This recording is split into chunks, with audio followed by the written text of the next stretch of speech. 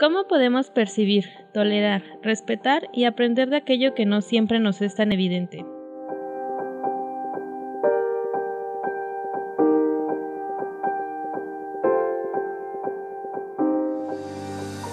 Aquello que sin duda existe y a pesar de ello, se ve envuelto en infinidad de obstáculos sociales, culturales, económicos y morales, que nubla de nuestros ojos su presencia y en la mayoría de los casos se ven involucrados en confrontaciones y discusiones colectivas. En el caso de la cultura y sociedad en México no hay excepción, y sin duda es el mejor exponente de dicho problema, pues su esencia radica precisamente en la carencia de la misma. Gracias a los novedosos procesos de globalización y modernización, surgirán nuevos conceptos y problemas que se encargan de describir a la sociedad desde diferentes ángulos y posturas que nos demostrarán que no existe una sola realidad e identidad cultural, de los cuales al hablar de la misma destacan la heterogeneidad y la homogeneidad cultural, la resistencia social, las políticas retrógradas o neoliberalistas, las bellas artes, el comercio, las comunicaciones y por supuesto las nuevas tecnologías.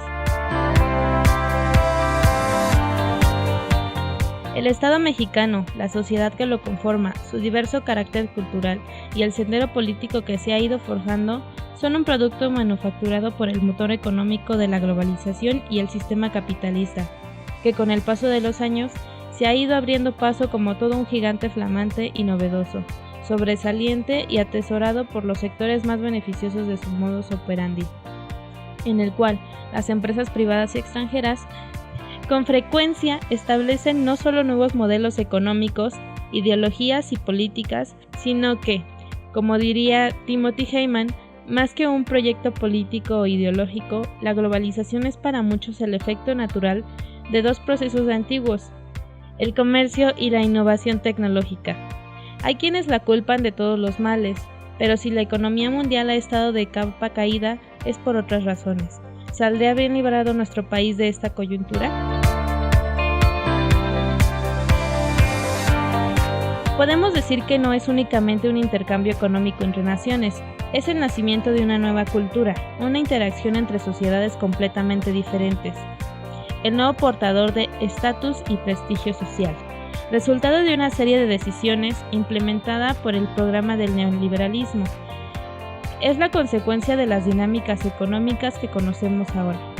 Asimismo, ha alterado el orden social como se conocía, una completa desigualdad para algunos sectores de la población, sobre todo en los países que no estaban listos para dejarlo entrar.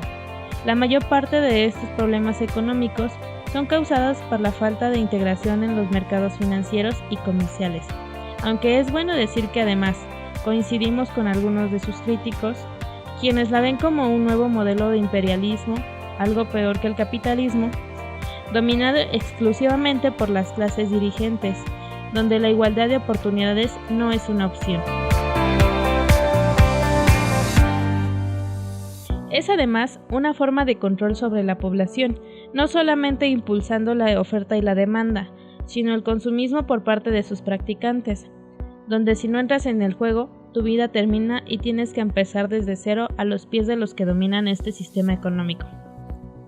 Pero no solo eso, también es la explotación de recursos naturales, tanto renovables como no renovables, que si bien se hiciera conscientemente, la globalización podría ser un excelente modo de producción. Sin embargo, la mayoría de las veces es una producción inconsciente y muy burda, que se basa en el simple dominio y exclusiva producción por la competencia de obtención de mayor capital. Remontándonos unos cuantos años atrás, podemos decir que la primera ola de globalización, según José Ignacio Torreblanca, es entre 1870 y 1914, por los flujos migratorios, así como la migración del capital que se triplicó. Entre 1945 y 1980, en donde se ubica la segunda ola, se nota la diferencia entre países desarrollados y los llamados países en vías de desarrollo, es decir, un claro desbalance entre los explotadores y los explotados. La tercera y última ola es a principios de los 80 con la incorporación a la economía mundial de países en vías de desarrollo. Con ello podemos apreciar la disimilitud entre internalización y globalización, aunque dicho sea de paso, una va de la mano con la otra. Internalización es, en palabras de Heine Lorwet Heinemann, como la creciente dispersión geográfica de las actividades económicas, mientras que define la globalización como una forma avanzada de internalización originada en la movilidad de los factores de producción y que implica la integración funcional de las actividades económicas en un mercado global. Es decir, la primera es la interdependencia entre países, mientras que la segunda hace referencia a la integración de la actividad económica a escala planetaria o universal. La cosa comienza a complicarse para algunos cuando hablamos de la globalización y el Estado, sobre todo el estado de bienestar, pues es a quien le exige 5 condiciones muy importantes: paz social, Estado de Derecho eficaces, ciudadanos con elevados poderes adquisitivos, una fuerza laboral bien formada y un sistema de seguros sociales y sanitarios. Entonces, si bien es cierto que en la mayoría de los casos se comporta como grandes aliados y se llevan bien, en muchas ocasiones los países desarrollados se aprovechan de estas condiciones, causando bloqueos económicos o comerciales a los países en vías de desarrollo que no acatan o sucumben a lo solicitado, por lo cual surge una nueva problemática: hacer que los países no pierdan su autonomía y que al mismo tiempo no caigan en un bloqueo económico. Así pues, existe un dato interesante que muchas veces se omite, y es que los estados de bienestar se llevan bien con la globalización y viceversa. Esto se debe en gran medida a los 5 puntos mencionados anteriormente, ya que las economías de bienestar avanzadas le ofrecen a los inversores estas condiciones, las cuales suelen ser muy atractivas. Por lo tanto, la clase política adopta estas condiciones, ya que se sabe que producen beneficios para el país, los cuales repercuten sobre toda la sociedad. El Estado se ve obligado a crear programas sociales para contrarrestar el riesgo económico que suele surgir sobre determinados colectivos, gracias a las políticas de liberalización económica y comercial. Según Polanyi, las políticas económicas han sido una consecuencia de la apertura económica y las dinámicas económicas internacionales que son incompatibles con el orden social y la estabilidad política. México es un país que definitivamente no estaba preparado para recibir a la globalización por muchísimos motivos. Uno de estos es en definitiva la diferencia radical entre las clases sociales, donde los ricos son muy ricos y los pobres demasiado pobres, todo o nada. Además, políticas que solo benefician a la burguesía y al pueblo lo dejan de lado, un sistema muy bien moldeado para el control de los que están hasta arriba en una pirámide extremadamente desequilibrada. Ahora bien, ya que se ha abarcado la globalización desde sus perspectivas económicas y políticas, ¿cómo es que esta influye directamente en la cultura de la sociedad que se ve impactada por su apresurado desarrollo?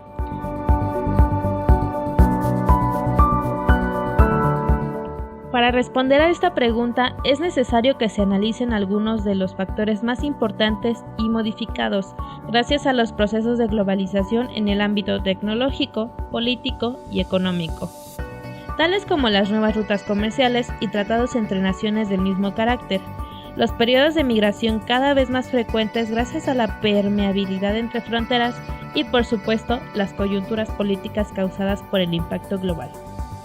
A primera instancia, es posible percatarse de que a lo largo de los últimos años, al margen del auge del sistema capitalista, las desigualdades económicas y la enmarcada existencia de clases sociales ha provocado que en numerosas ocasiones algunos de los sectores más desafortunados en diversas naciones migran hacia países de primer mundo en busca de mejores oportunidades de trabajo y crecimiento, en los cuales pretenden adquirir un mayor estatus dentro de la sociedad.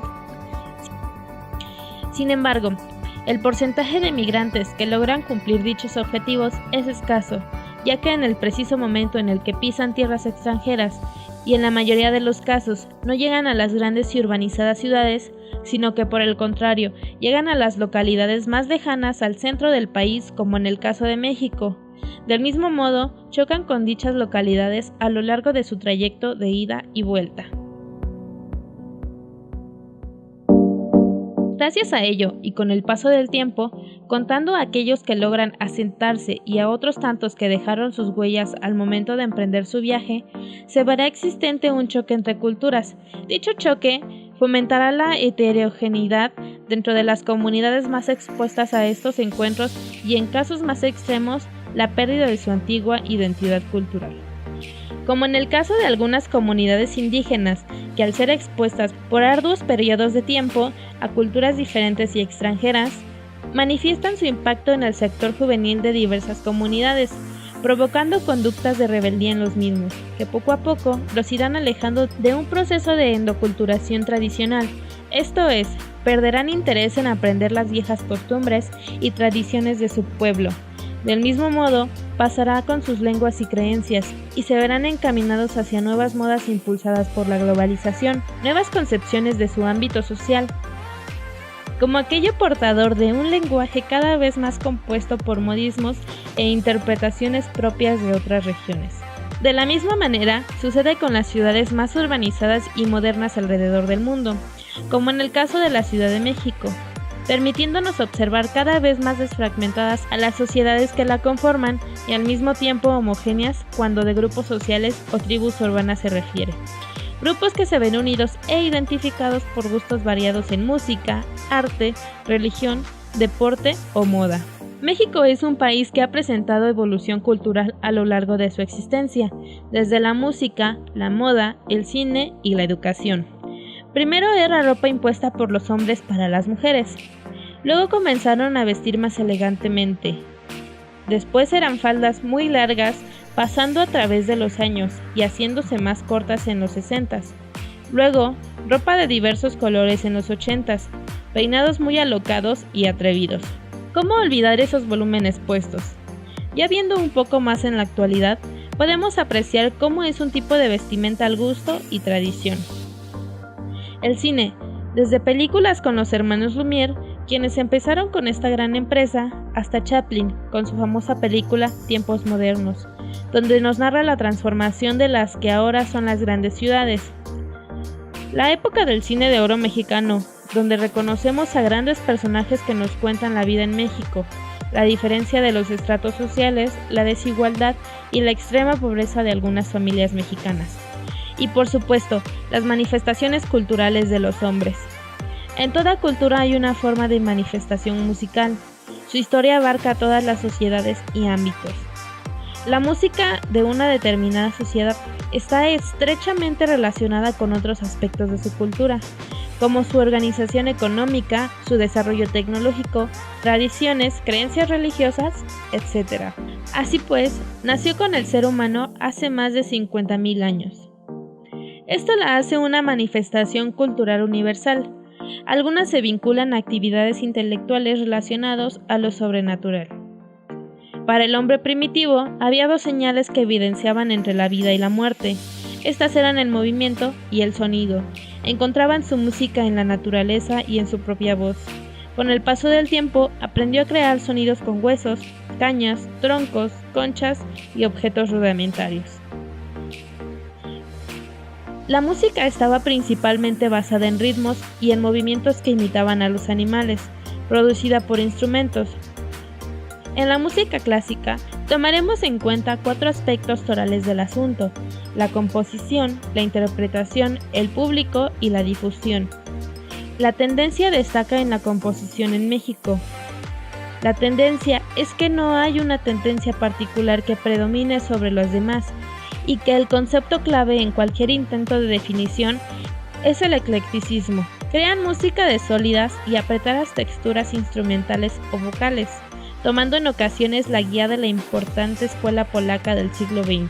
Otra corriente importante es la de los compositores mexicanos, que, a veces a contracorriente de una mal vanguardia, insisten venturosamente en crear una música que, sin renunciar a una modernidad inconfundible, tiene su meta primordial en la expresividad, un elemento musical indispensable que anduvo perdido durante varias décadas y que no se sienten capaces de encontrarla si no es a través de la reiterada y cansina apropiación y transformación de motivos folclóricos o populares en el contexto de un neonacionalismo que es hoy, como desde hace mucho tiempo, un callejón sin salida, una encrucijada sin solución. No podía faltar, claro, el posmodernismo musical mexicano, que en ciertas de sus manifestaciones contiene también dilemas irresolubles. Asumir con naturalidad ese borrado de las fronteras genéricas, esa apropiación de fuentes híbridas y a veces disparatadas, esa bienvenida confusión entre lo culto y lo popular, esos anacronismos que, en las manos adecuadas, se vuelven urgentemente actuales dándole el nombre de posmodernismo a la fuerza, una actitud creativa que pareciera surgir de una obligación malentendida de ser siempre novedosos, siempre reconocibles a través de grasego sonoro fácil, siempre agradable a los oídos y al juicio estético de todas las facciones. Asimismo, es vergonzosamente reducido el número de ensambles camerísticos establecidos de buen nivel. Periódicamente surgen aquí y allá grupos de diversos tamaños y dotación, con las mejores intenciones, pero desaparecen después de una efímera vida, sin dejar huella. ¿Cuántos cuartetos de cuerda de alto nivel profesional hay en México? Se cuentan con los dedos de una mano, si bien nos va. Los grupos dedicados de lleno a la música contemporánea, en cualquiera de sus vertientes, son también escasos, tienen una vida precaria y su continuidad y permanencia son casi imposibles al margen del subsidio oficial. Por otro lado, las falsas filarmónicas regionales de ocasión, formadas por una veintena de músicos y utilizados por el pequeño gobernador en turno como decorado de fondo en sus actos políticos disfrazados de promoción cultural. Y de nuevo, una contradicción enorme. Se ha establecido desde hace tiempo un perverso círculo vicioso en el que el público rechaza categóricamente cualquier partitura mexicana que no sea guapango, un danzón o una estrellita. Solo así se explica que la inmensa mayoría de quienes se encuentran activos en la escena rockera de este país se comporten como si su historia arrancara a mediados de los años 80 y no desde los 60, con significativos antecedentes cincuenteros. En los 80, una campaña promocional devenida bajo el lema comercial Rock en tu idioma conllevó un costo oneroso. El actual interés por ejemplares remotos vuelve a los artistas hacia fantasiosas ambiciones de internacionalidad, siendo que exigen exiguas herramientas para rozar la competencia mundial que trajeron consigo, armas de doble filo. La tecnología de comunicaciones electrónicas y su incontenible descendiente, la globalización.